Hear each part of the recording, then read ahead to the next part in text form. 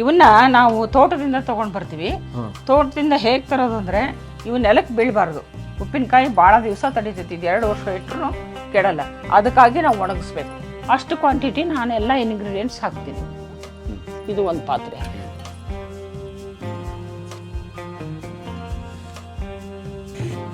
ಅದಕ್ಕೆ ಇದೆಷ್ಟು ಬೇಕೋ ಅಷ್ಟು ಪುಡಿ ಹಾಕ್ಕೊಳ್ತೀವಿ. ಉಪ್ಪಿನಕಾಯಿ ಅಂದರೆ ಲಕ್ಷ್ಮಿ ಇದ್ದಾಗೆ, ಅದಕ್ಕಾಗಿ ಇದನ್ನು ನಮಸ್ಕಾರ ಮಾಡಿ ತಲೆ ಮೇಲೆ ಸೆರಗು ಹಾಕ್ಕೊಂಡೆ ಹಾಕೋದು ನಾವು. ನಮ್ಮ ಮನೆಗೆಲ್ಲ ಹಿರಿಯರೆಲ್ಲ ಇದೇ ಥರ ಮಾಡ್ತಿದ್ರು.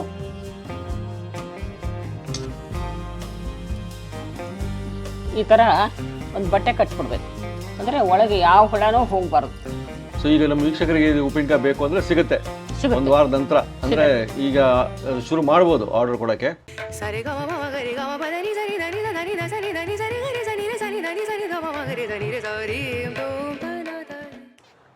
ನಮಸ್ಕಾರ ವೀಕ್ಷಕ ಬಂಧುಗಳಿಗೆ. ಅಮ್ಮ ನಮಸ್ಕಾರ. ನಮಸ್ಕಾರ. ನೀವೆಲ್ಲ ಭಾಳ ಕೇಳಿದ್ರಿ ಒಂದು ವಿಡಿಯೋ, ಆಂಧ್ರ ಪಿಕ್ಕಲ್, ಆಂಧ್ರ ಉಪ್ಪಿನಕಾಯಿ ಅಮ್ಮ ಮಾಡಿದ್ರು. ನಮಗೂ ಪಿಕ್ಕಲ್ ಕಳಿಸ್ಕೊಡ್ತೀರಾ, ಉಪ್ಪಿನಕಾಯಿ ಬೇಕು ನಮಗೆ ಅಂತ ಫೋನ್ ಮಾಡಿದ್ದು. ಇವತ್ತು ತಯಾರಾಗ್ಬಿಟ್ಟಿದ್ದೀವಿ, ಅಮ್ಮ ತಯಾರಾಗ್ಬಿಟ್ಟಿದ್ದಾರೆ ಇವತ್ತು. ನೋಡಿ ಎಲ್ಲ ಇಲ್ಲಿ ಮಾವಿನಕಾಯಿ ಕಟ್ಟಾಗಿದೆ. ಇದ್ರ ಬಗ್ಗೆ ನೀವು ಹೇಳಮ್ಮ. ಮಾವಿನಕಾಯಿ ಉಪ್ಪಿನಕಾಯಿಗೆ ಮಾಡಿದಂಥ ಹೋಳುಗಳಿವು. ಇವನ್ನ ನಾವು ತೋಟದಿಂದ ತೊಗೊಂಡು ಬರ್ತೀವಿ. ತೋಟದಿಂದ ಹೇಗೆ ತರೋದು ಅಂದರೆ ಇವು ನೆಲಕ್ಕೆ ಬೀಳಬಾರ್ದು. ಆ ರೀತಿ ನಾವು ಅಂತರಲ್ಲೇ ಒಂದು ಚಿಕ್ಕ ಹಾಕಿ ಹರಿತೀವಿ. ಅದನ್ನು ತೋಟಕ್ಕೆ ಹೋಗಿ ಹರ್ಕೊಂಡು ಬಂದು ಈ ರೀತಿ ಇದನ್ನು ಮಾಡಿರ್ತೀನಿ ಹೋಳುಗಳು. ಇದನ್ನು ಒಂದು 12 ತಾಸು ಇದನ್ನು ನಾವು ಒಣಗಿಸ್ಬೇಕು ಫ್ಯಾನ್ ಗಾಳಿಗೆ. ಅಂದರೆ ಇದರ ರಸ ಎಲ್ಲ ಒಳಗೆ ಹೀರ್ಕೊಂಡು ನಾವು ಉಪ್ಪಿನಕಾಯಿ ಹಾಕಿದಾಗ ಇದು ಉಪ್ಪಿನಕಾಯಿ ಕೆಡಲ್ಲ. ಉಪ್ಪಿನಕಾಯಿ ಭಾಳ ದಿವಸ ತಡೀತೈತಿ, 2 ವರ್ಷ ಇಟ್ಟರು ಕೆಡಲ್ಲ. ಅದಕ್ಕಾಗಿ ನಾವು ಒಣಗಿಸ್ಬೇಕು. ಅದನ್ನು ನೀವು ಮಾಡೋದು ತೋರಿಸ್ತೀನಿ ನಾನು ನಿಮಗೆ. ಈಗ ಮುಂದಿನ ಪ್ರಕ್ರಿಯೆ ಮಾಡೋಕ್ಕೆ ಶುರು ಮಾಡ್ಬಿಡೋಣ. ಈಗ ಇದ್ರ ಪ್ರೊಸೀಜರ್, ಆ ಪ್ರಕ್ರಿಯೆ ಬನ್ನಿ ನೋಡೋಣ. ಒಂದು 25 kg ಹೋಳುಗಳಿಗೆ ಸಾಸಿವೆ, ಮೇನು, ಮೆಂತೆ, ಉಪ್ಪು, ಇದು ಎಳ್ಳೆಣ್ಣೆ, ಮೇನ್ ಎಳ್ಳೆಣ್ಣೆ. ಇದು ಎಳ್ಳೆಣ್ಣೆನೇ ಹಾಕಬೇಕು, ಬೇರೆ ಎಣ್ಣೆ ಹಾಕಬಾರ್ದು. ಬೆಳ್ಳುಳ್ಳಿ, ಅರಿಶಿಣ, ಇದು ಬ್ಯಾಡಗಿ ಕಾಯಿ. ಇದು ನಮ್ಮ ತೋಟದಲ್ಲೇ ಮಾಡಿದ್ದಿದ್ದು, ಬಂದಿದ್ದು ಹಾಕ್ಸ್ಕೊಂಡು ಬಂದಿದ್ದಿದ್ದು. ಇದು ನಮ್ಮ ಮನೆ ಖಾರ. ಇದು ನಾವು ಎಷ್ಟಾಗುತ್ತೋ ಅಷ್ಟಕ್ಕೆ ಹಾಕಬೇಕು ಅದಕ್ಕೆ. ಈಗ ನಾವು ಉಪ್ಪಿನಕಾಯಿ ಮಾಡೋಕ್ಕೆ ಶುರು ಮಾಡೋಣ. ಫಸ್ಟ್ ಇದನ್ನು ಹುರ್ಕೊಳ್ಳೋಣ ಬನ್ನಿ, ಸಾಸಿವೆನ. ಈಗ ಬಾಣಲಿ ಕಾದಿದೆ. ನಾನು ಫಸ್ಟ್ ಮೆಂತೆ ಹಾಕ್ತೀನಿ. ಮೆಂತೆ ಹುರ್ಕೋಬೇಕಿದು. ಇದು ಅಷ್ಟು ಕಾಯಿಗೆ ಎಷ್ಟು ಬೇಕು ಅಂತ ಅಳತೆ ಮಾಡಿ ಇಟ್ಕೊಂಡಿದ್ದೀನಿ. ಈಗ ಕೆಂಪಾಗಿದೆ, ಈಗ ತೆಗೆದು ಬಿಡೋಣ.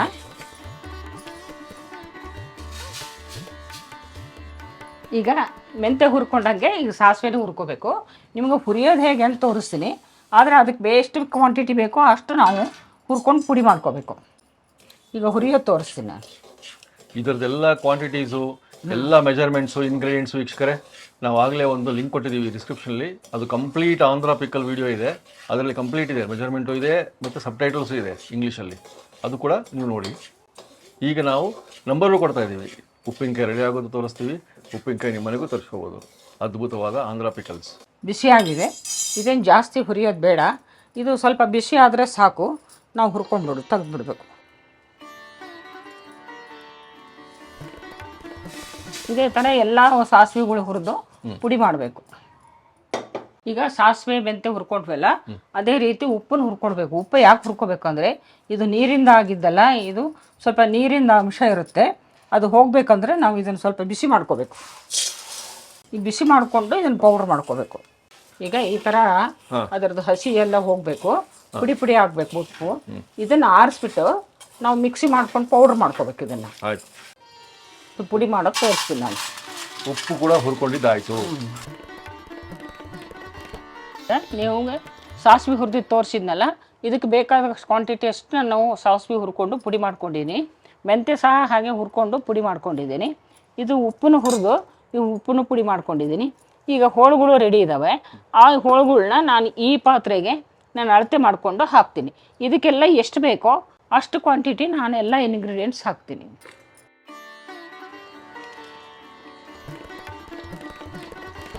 ಈಗ ಸಾಸಿವೆ ಹುರ್ಕೊಂಡು ಪುಡಿ ಇದೆಲ್ಲ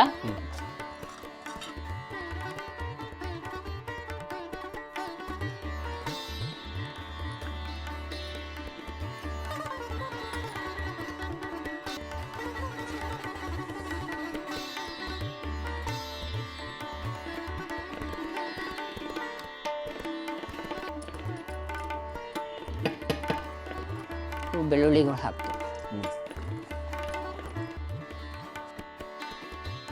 ಸೊ ಎಲ್ಲವನ್ನು ಕಲಸಿದಾಯ್ತು. ಇವಾಗ ಉಪ್ಪು ನಾನು ಇದು ಯಾವಾಗಲೂ ಕಾಲು ಭಾಗ ಹಾಕ್ತೀನಿ, ಯಾಕಂದರೆ ಉಪ್ಪು ಜಾಸ್ತಿ ಆಗಬಾರ್ದು.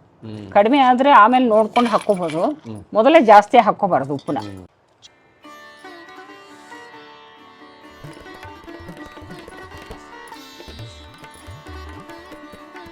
ಮೂರು ದಿವಸ ಆದಮೇಲೆ ತೆಗೆದು ನೋಡ್ತೀವಲ್ಲ, ಆವಾಗ ನಾವು ಉಪ್ಪು ನೋಡಿಕೊಂಡು ಹೆಚ್ಚು ಕಡಿಮೆ ಆಗಿದ್ದರೆ ಹಾಕ್ಕೋಬೋದು. ಇದಕ್ಕೆ ಎಣ್ಣೆ ಹಾಕ್ತಾ ಇದ್ದೀನಿ. ಈ ಎಣ್ಣೆಗಳೆಲ್ಲ ಇದಕ್ಕೆ ಹೋಳುಗಳಿಗೆಲ್ಲ ಹಚ್ತೀನಿ ನಾನು. ಇದು ತೋಯಿಸೋದ್ರಿಂದ ಏನಾಗುತ್ತಂದರೆ ನಾವು ಹಾಕೋ ಉಪ್ಪು ಖಾರ ಎಲ್ಲ ಕರೆಕ್ಟು ಹತ್ಕೊಂಡ್ಬಿಡುತ್ತೆ. ಅದಕ್ಕೆ ಎಲ್ಲದಕ್ಕೂ ಒಂದೊಂದು ಚಮಚ ಹಾಕಿ ಈ ರೀತಿ ಕಲಿಸ್ಕೊತೀನಿ ನಾನು. ಅದಕ್ಕೆ ಇದು ಎಷ್ಟು ಬೇಕೋ ಅಷ್ಟು ಪುಡಿ ಹಾಕ್ಕೊತೀನಿ. ಇವು ಹಾಕೋದ್ರಿಂದ ಏನಾಗುತ್ತಂತೆ ಪ್ರತಿ ಹೋಳಿಗೂ ಮಸಾಲೆ ಅಂಟ್ಕೊಳುತ್ತೆ. ಅದಕ್ಕಾಗಿ ಈ ರೀತಿ ಇಲ್ಲ ಸಾಮೂಹಿಕ ಎಲ್ಲವಕ್ಕೂ ಹಾಕಿ ಎಲ್ಲ ಕಲಸಿಡ್ಬೋದು. ಆದರೆ ಈ ಪ್ರತಿಯೊಂದಕ್ಕೂ ಕಲಿಸೋದ್ರಿಂದ ಲಾಭ ಅಂದರೆ ಪ್ರತಿಯೊಂದು ಹೋಳಿಗೂ ಮಸಾಲೆ ಹತ್ತುತ್ತೆ ಅದಕ್ಕೆ. ಈಗ ಕಲಸಿನಿ ಇದನ್ನು ನಾನು, ಇದು ಉಪ್ಪಿನಕಾಯಿ ಅಂದರೆ ಲಕ್ಷ್ಮಿ ಇದ್ದಾಗೆ, ಅದಕ್ಕಾಗಿ ಇದನ್ನು ನಮಸ್ಕಾರ ಮಾಡಿ ತಲೆ ಮೇಲೆ ಸೆರಗು ಹಾಕ್ಕೊಂಡೆ ಹಾಕೋದು ನಾವು. ನಮ್ಮ ಮನೆಗೆಲ್ಲ ಹಿರಿಯರೆಲ್ಲ ಇದೇ ಥರ ಮಾಡ್ತಿದ್ರು.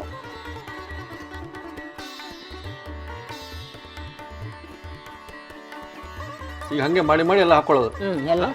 ಎಲ್ಲ ಇದೇ ತರ ಮಾಡಿ ಎಲ್ಲ ಇದೇ ರೀತಿ ಮಾಡಿ ಹಿಂಗ ಬರಣಿ ತುಂಬಿಸೋದು.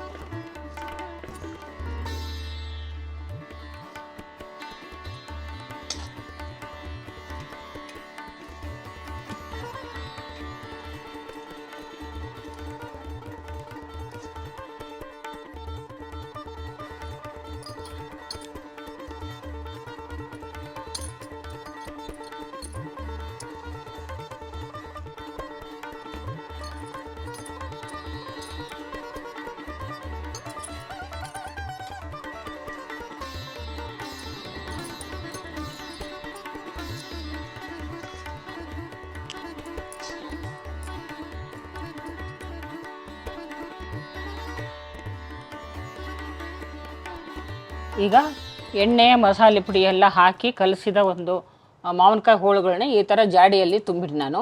ಈ ಫುಲ್ ಜಾಡಿಗೆ ತುಂಬಿದ ಮೇಲೆ ನಾವು ಅದಕ್ಕೆ ಒಂದು ಲಿಡ್ ಮುಚ್ತೀವಿ. ಮುಚ್ಚಿದ ಮೇಲೆ ಹಾಗೆ ಬಿಡಬಾರ್ದು, ಕ್ಲೀನ್ನೆಸ್ ಭಾಳ ಮುಖ್ಯ ಇದಕ್ಕೆ. ಈ ಥರ ಒಂದು ಬಟ್ಟೆ ಕಟ್ಬಿಡ್ಬೇಕು, ಅಂದರೆ ಒಳಗೆ ಯಾವ ಹುಳನೂ ಹೋಗಬಾರ್ದು, ಆ ಥರ ಬಿಗಿಯಾಗಿ ಕಟ್ಬಿಡ್ಬೇಕು. ಇದು ಭಾಳ ಇಂಪಾರ್ಟೆಂಟ್. ಇವನ್ನೆಲ್ಲವನ್ನೂ ಇದೇ ಥರ ಮಾಡ್ಕೋಬೇಕು. ಈ ರೀತಿ ಬಂದೋಬಸ್ತ್ ಕಟ್ಟಿದ ಮೇಲೆ ಇದು ಎಷ್ಟು ದಿನ ಮಾಡಿದ್ಮೇಲೆ? ಇದು 3 ದಿವಸದಾಗ ಒಂದು ಸಲ ತೆಗೆದು ನೋಡಬೇಕು. ತೆಗೆದು ನೋಡಿ ಅದಕ್ಕೆ ಉಪ್ಪು ಎಷ್ಟು ಕರೆಕ್ಟ್ ಇದೆಯೋ ಇನ್ನೂ ನೋಡ್ಕೋಬೇಕು. ಅಂತ ಜಾಸ್ತಿ ಆಗಬಾರ್ದು, ಯಾಕೆ ಕಡಿಮೆನೇ ಹಾಕಿರಬೇಕು. ಅದು ಕರೆಕ್ಟ್ ಇತ್ತು ಅಂದರೆ ಬಿಟ್ಬಿಡ್ಬೇಕು, ಕಡಿಮೆ ಆಗಿದ್ದರೆ ಒಂಚೂರು ಕಲಿಸ್ಕೋಬೇಕು. ಆಮೇಲೆ 1 ವಾರ ಬಿಟ್ಟು ನೀವು ಉಪಯೋಗಿಸ್ಬೋದು. ಸೊ ಈಗ ನಮ್ಮ ವೀಕ್ಷಕರಿಗೆ ಉಪ್ಪಿನಕಾಯಿ ಬೇಕು ಅಂದರೆ ಸಿಗುತ್ತೆ 1 ವಾರದ ನಂತರ. ಅಂದರೆ ಈಗ ಶುರು ಮಾಡ್ಬೋದು ಆರ್ಡರ್ ಕೊಡೋಕ್ಕೆ. ನೋಡಿ ನಾವೇನು ತೋರಿಸ್ತಾ ಇದ್ವಿ ಆಂಧ್ರ ಪಿಕಲ್ಸು, ಅದು ರೆಡಿ ಆಗ್ತಾ ಇದೆ ನಿಮಗೋಸ್ಕರ. ಇಲ್ಲಿ ಕಂಪ್ಲೀಟ್ ಎಲ್ಲ ಈ ಥರ ಬರಣಿ ಒಳಗೆ ತುಂಬಿ ರೆಡಿ ಮಾಡ್ತೀವಿ. ಓಕೆ, 1 ವಾರದಲ್ಲಿ ನಿಮ್ಗೆ ಉಪ್ಪಿನಕಾಯಿ ಸಿಕ್ಬಿಡ್ತದೆ. ಓಕೆ, ಧನ್ಯವಾದಮ್ಮ, ನಮಸ್ಕಾರ.